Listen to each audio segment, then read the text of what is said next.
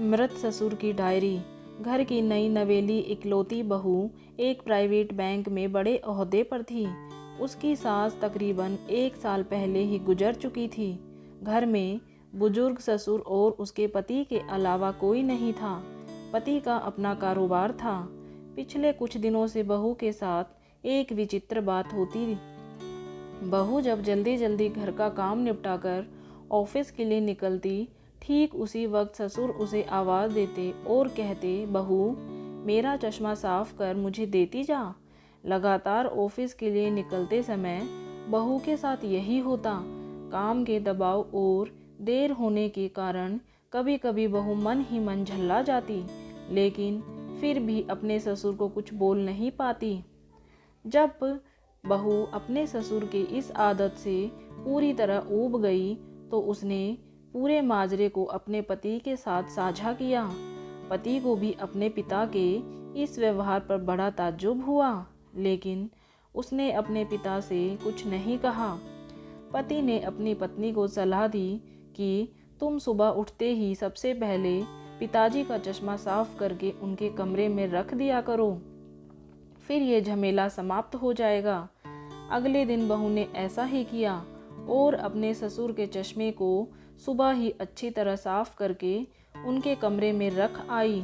लेकिन फिर भी उस दिन वही घटना दोबारा हुई और ऑफिस के लिए निकलने से ठीक पहले ससुर ने अपनी बहू को बुलाकर उसे चश्मा साफ करने के लिए कहा।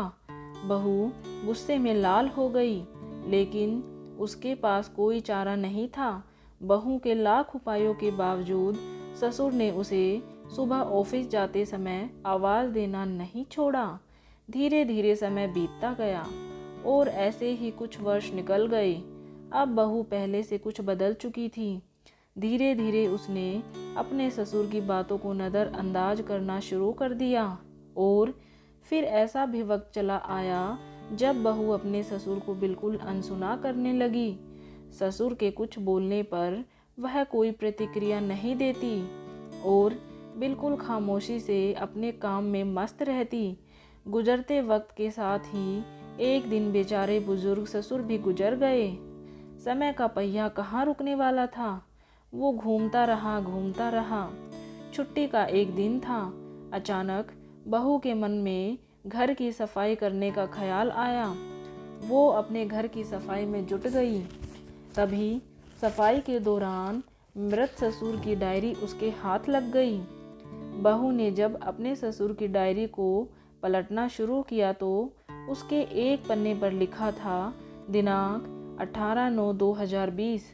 आज के इस भागदौड़ और बेहद तनाव व संघर्ष भरी जिंदगी में घर से निकलते समय बच्चे अक्सर बड़ों का आशीर्वाद लेना भूल जाते हैं, जबकि बुजुर्गों का यही आशीर्वाद मुश्किल समय में उनके लिए ढाल का काम करता है।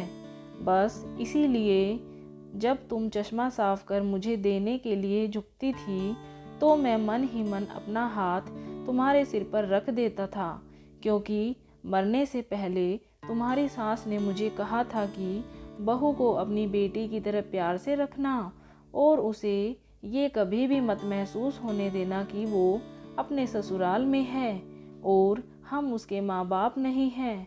उसकी छोटी मोटी गलतियों को उसकी नादानी समझकर माफ़ कर देना। वैसे मेरा आशीर्वाद सदा तुम्हारे साथ है बेटा। डायरी पढ़कर बहू फूट फूट कर रोने लगी।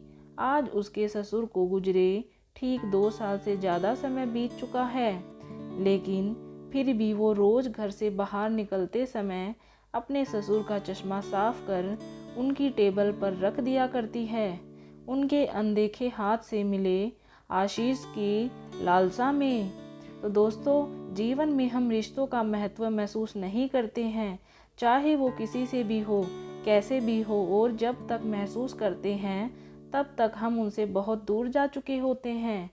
तो दोस्तों, रिश्तों के महत्व को समझें और उनको सहेज कर रखें।